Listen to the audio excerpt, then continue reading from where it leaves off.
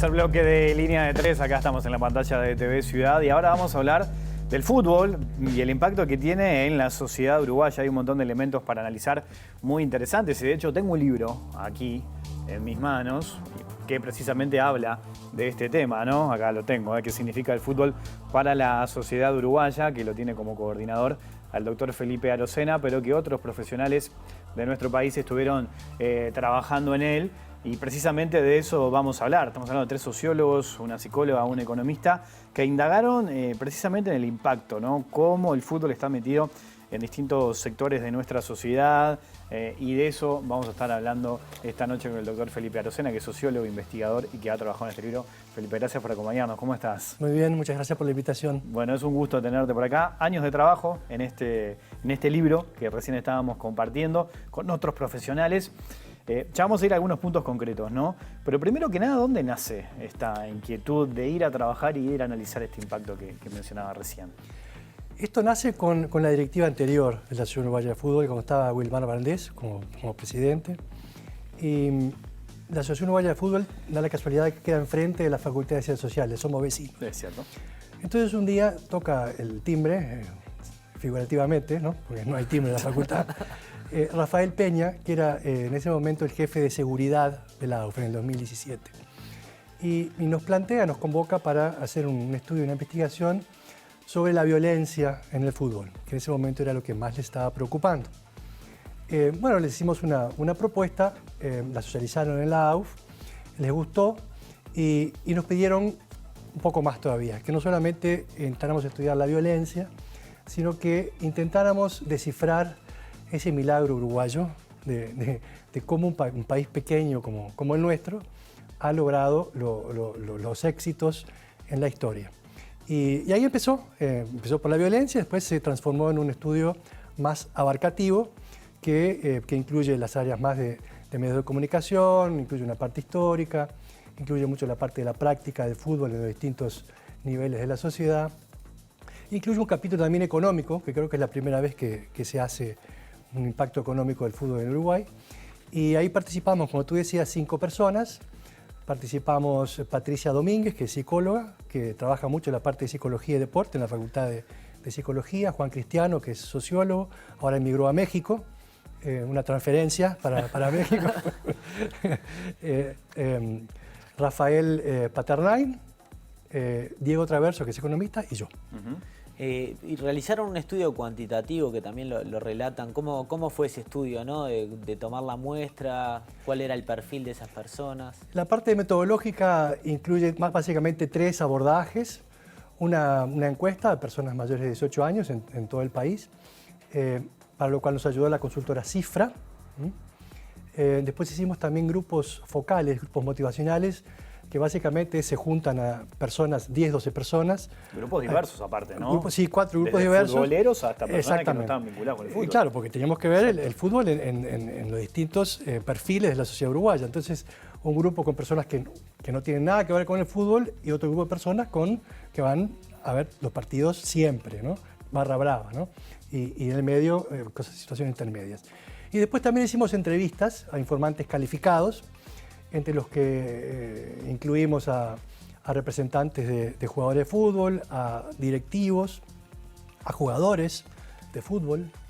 Y en ese pool construimos finalmente ese libro. Hay un dato hay un montón de datos interesantísimos en ese libro que obviamente recomendamos, ¿no? Pero por ejemplo dice que el 53% de la población uruguaya cree que lo que más distingue al Uruguay en el exterior es precisamente el fútbol. Y esto siempre me hace pensar, te va a haber pasado a vos también, Felipe, cuando vas al exterior, pero le ha pasado a delegaciones de nuestro país, del gobierno, de Cancillería, lo que sea, que cuando vas a negociar, por ejemplo, el mercado chino, que están hablando de distintos temas, siempre aparece una referencia futbolera. Pero te hablan o de Forlán en su momento, de Suárez o Cavani. El fútbol siempre está metido. Es como una puerta de entrada para distintos sectores también, ¿no? Absolutamente. Eso es permanente. Más recientemente la marihuana, ¿no? La regulación de la marihuana. Cuando uno sale afuera aparece el fútbol y ahora se empieza a mechar el tema de la regulación de la marihuana. Sí, yo creo que ese es el significado del fútbol en Uruguay más permanente durante toda la historia.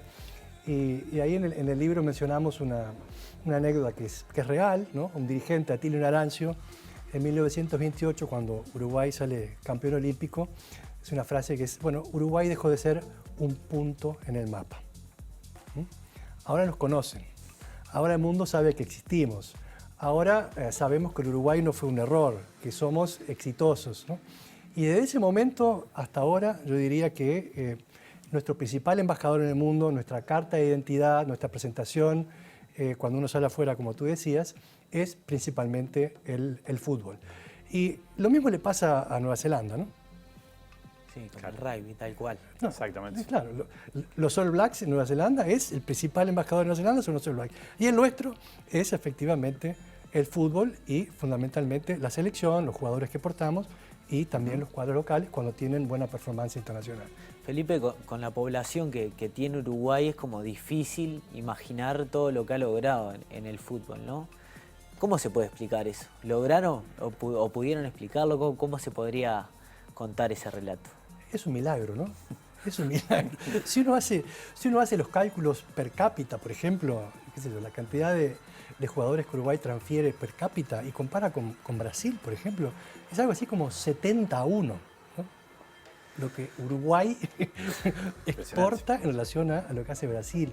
Y en títulos también, entonces es realmente un milagro. Es muy difícil dar una respuesta contundente. Hay algunas pistas que creo que ayudan a intentar, por lo menos, acercarnos a esa pregunta, que no solamente nos cuestiona a nosotros, nos da curiosidad a nosotros, en el resto del mundo es lo que se pregunta. ¿Cómo puede ser que de ahí, donde hay apenas 3 millones, un barrio de San Pablo, menos de un barrio de San Pablo, salga lo que salió? Hay una cosa importante que es lo que llamamos la trama densa de práctica del fútbol, ¿no? En todos los niveles, ¿no? Empezando por los más chiquititos, ¿no?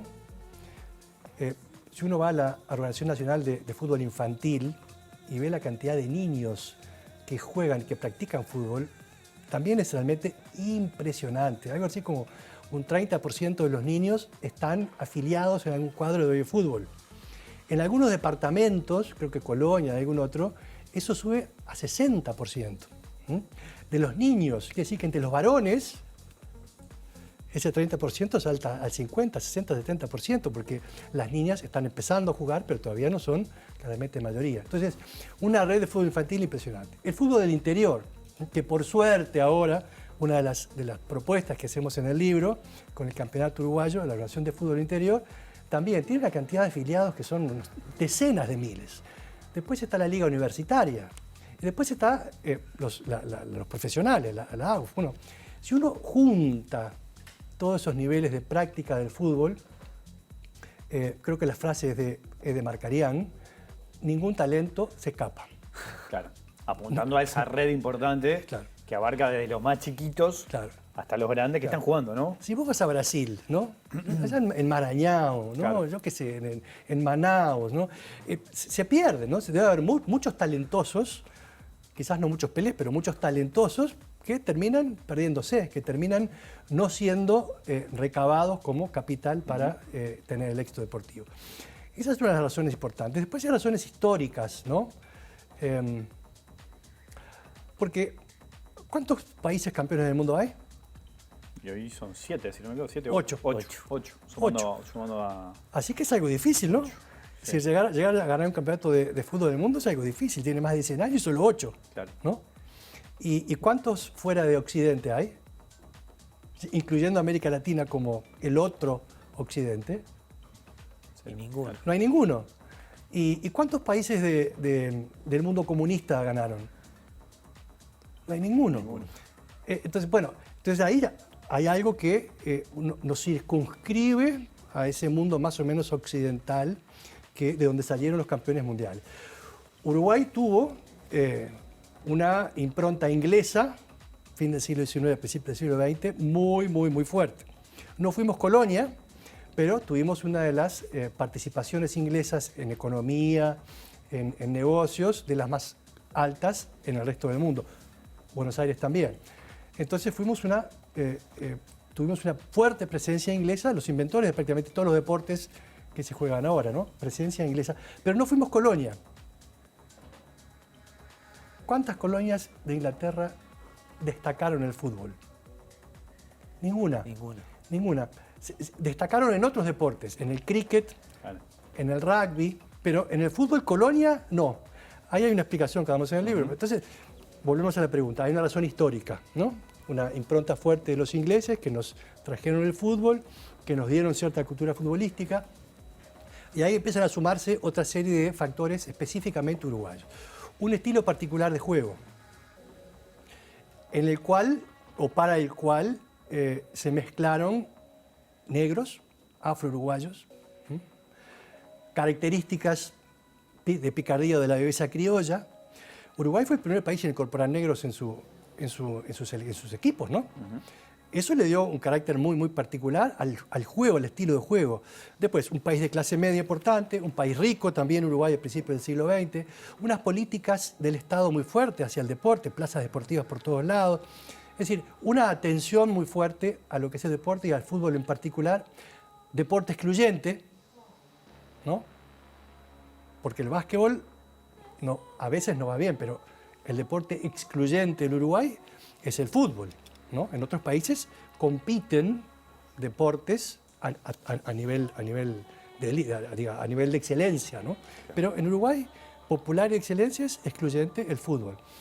Bueno, por ahí hay una serie de elementos que pueden dar pistas para intentar explicar ese fenómeno que nunca va a ser completamente explicado. Claro, Felipe, ahí es interesantísima esa mirada porque arrojas un montón de elementos explicando o tratando de explicar por qué el Uruguay es lo que es en materia de fútbol y una referencia a nivel mundial.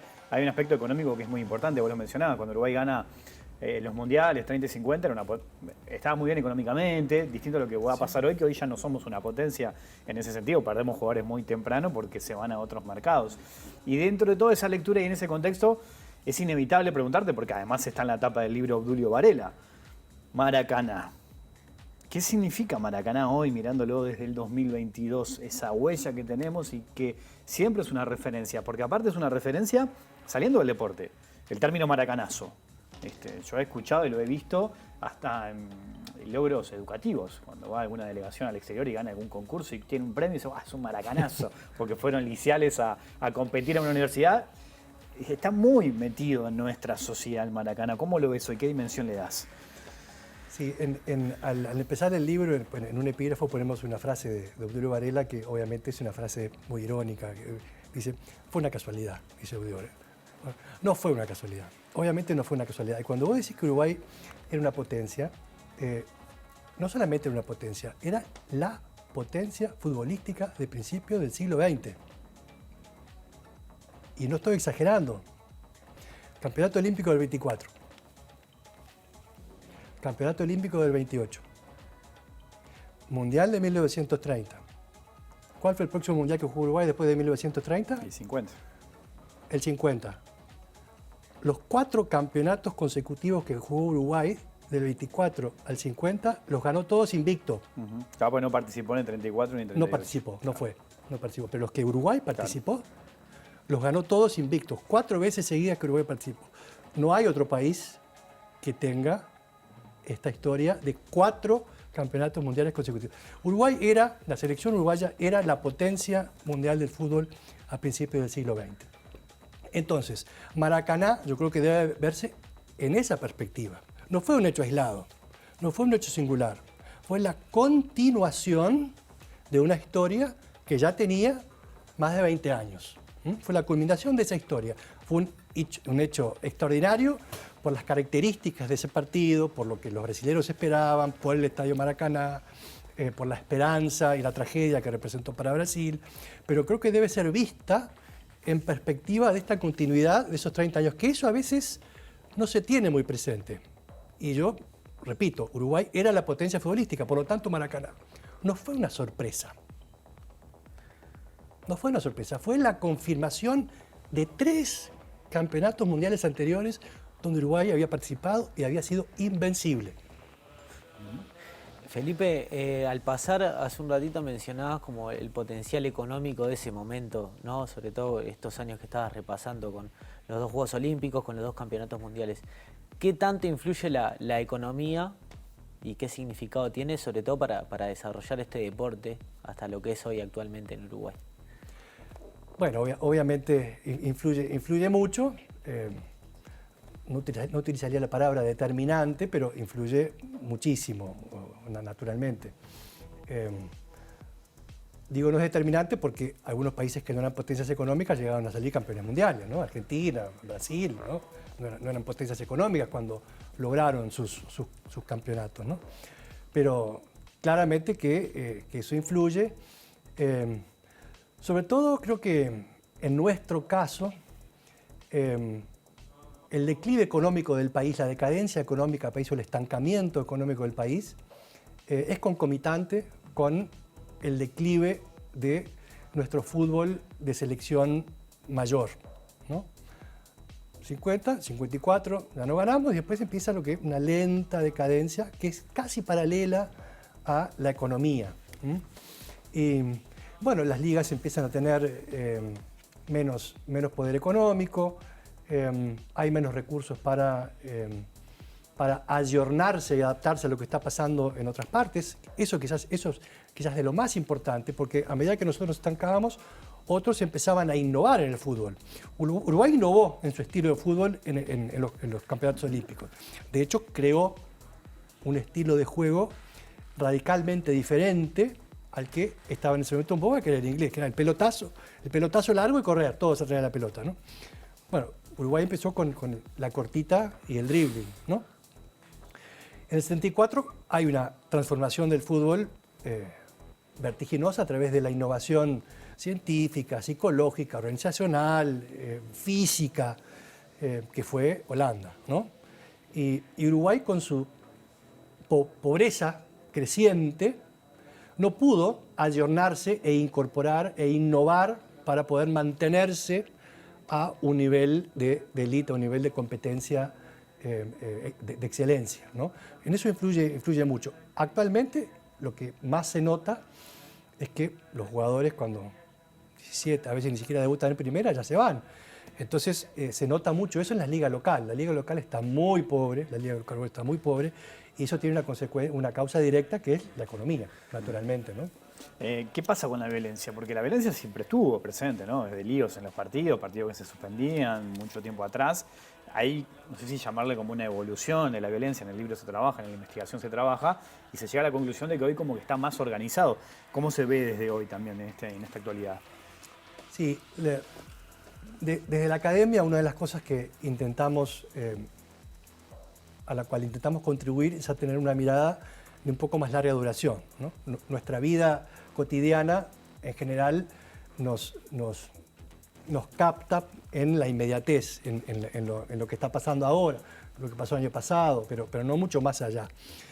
Con el tema de la violencia, cada vez que aparece un hecho así muy significativo, entonces pensamos que nuestro momento es el momento peor de toda la historia de la violencia. Bueno, y hay algo importante en el capítulo sobre violencia, es que la violencia siempre existió en el fútbol uruguayo.